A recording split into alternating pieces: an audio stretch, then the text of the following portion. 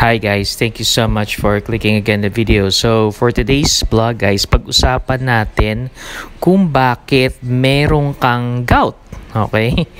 Guys, nakakabigla kasi nowadays, as you know, sinabi ko na to dati, na as early as 30 years old, even 20s na edad na tao, mga 25, 28, unfortunately guys, meron na ring gout.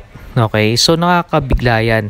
Guys, tandaan nyo, kung meron kang gout, it's a start na pwedeng maging seryoso yung sakit mo. Actually, gout itself is seryoso na. Okay, so paano ba malalaman kung meron ka talagang gout na masakit na yung mga kasukasuan mo, yung mga ankles mo, di ba? Paano mo malalaman? Pinakamaganda pa rin guys is you have to do a blood test. Okay? Diyan malalaman mo kung mataas yung creatine mo, mataas yung uric acid mo. Yan. Ibig sabihin mataas na yung gout ka na talaga. At syempre, of course, kung may nakikita ka ng mga bukol-bukol sa kamay, sa siko, dun sa paa mo, di ba? Hinlalaki ng paa mo, dun masyado yung lumalabas. So, pag ganun na lumalabas guys, ibig sabihin, unfortunately, meron ka ng gout. Okay? So, alamin natin ng gusto yan. Bakit nga ba nagkakaroon ng gout? Lalo na tayo mga call center agent, no? Okay? Siguro na-discuss ko na to before, yung ilan, pero puruhan pa natin. Okay? Kasi, as you know guys, tayong mga call center agents, most of the time, kumakain tayo sa labas. Okay? At wala na tayong time na magluto. So, most of the time guys, ang kinakain natin, syempre, dahil stress ka, kakainin mo yung masasarap. And wala nang sasarap siguro kung kakain ka ng mga, ng mga karne, di ba? Kagaya ng red meat. Yan guys, niyan, yung karne ng baka. Mostly, di ba, nagbubulalo pa nga tayo minsan, mga team building natin, may baka yan, di ba? Or minsan, di ba, yung mga silog-silog, yan, mostly mga mga red meat yung kinakain natin dyan. Okay? Also, syempre, meron ding sisig, yung organ meat. Okay? Yan, mataas din yung niyan guys, yung level ng purines niyan, kaya talagang yun, nagkakaroon ka rin ng sakit. Okay? Na gout. Okay? Tataas yung uric acid mo niyan at masama yan sa katawan. At the same time guys, kumakain tayo ng mga tinapay, right? Yan, hindi naman yan nakakagout actually guys yung white bread and white rice. Pero kasi guys, as you know, kung marami ka nang kumain ng mga organ meat, tas ano pa kinakain mo, tataas naman yung sugar level mo. So, of course, hahalo yan sa dugo mo at lalapot yung dugo mo. So, kahit paano, burden siya sa kidney mo. Diba? So, kasi kung di nasasala ng maayos ng kidney, dahil meron na nga siya mga purines, meron heavy pa yung sugar mo, so yun na, mahirapan na, magpo-form na ng crystals yung mga yung uric acid mo, di ba? Also guys, yung mga sweets, okay? Kasi syempre call center agent mahilig yan sa mga donut minsan. Tapos syempre nandun ka sa floor, mayroong mga chichirya, mga maalat, kompleto, di ba? May donut, kung may pa-donut pa sila boss, no? Okay na okay yan. So, yan, makakatulong, makakadagdag din yan. And of course, minsan pag lumalabas tayo, guys, yung seafood talagang, naturally kasi guys, syempre, alam niyo naman yung purines, galing yan sa mga live na mga, na mga hayop. So, yung seafoods talaga, most of the time, mataas talaga yung purines level ng mga seafood. Okay? So, kagaya ng mga, lalo kung mga prito, no?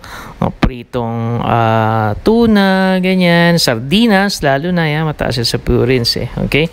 Mga shellfish, yan. Kung kaya mo, lobster, wow, lobster. Okay? And of course, hindi mawawala ang alak. Okay? Ang alak talaga, guys, mataas yan sa purines. Okay?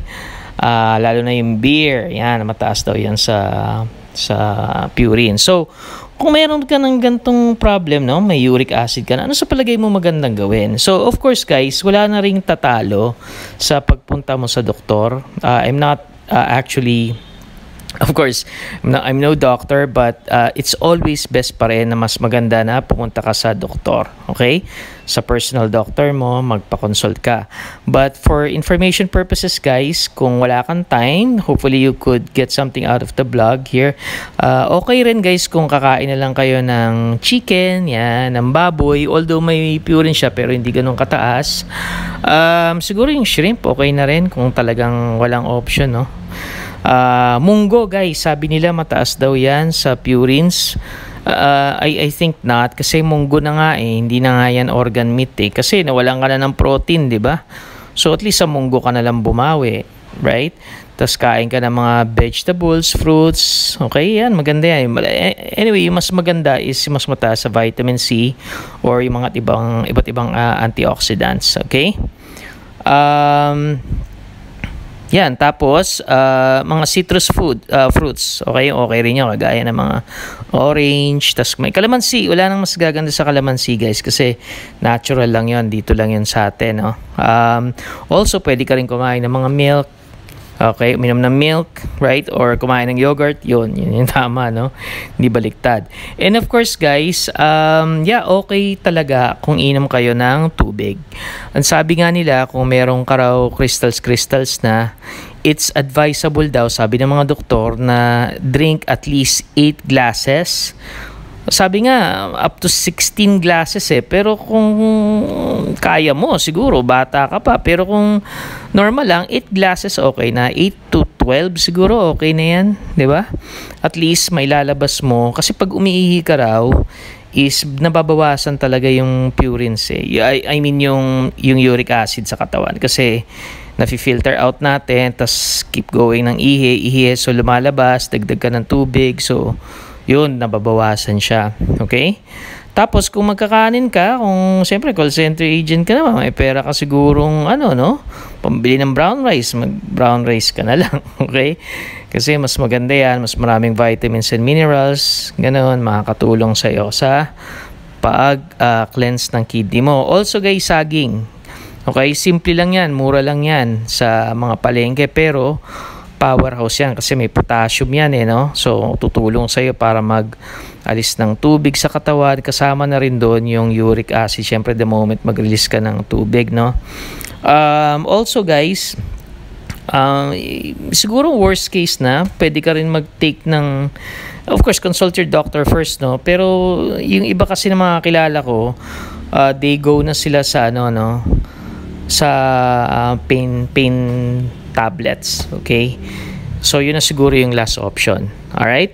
So there you go, guys. Hopefully makatulong tong payo ko, and that's basically it, guys. So tandaan nyo, kung meron na kayong gout, medyo mag-ingat na kayo ng husto kasi hindi na yan simple. Okay? So that's it for now, guys. Thank you so much for listening, watching. Have a great day. Thank you.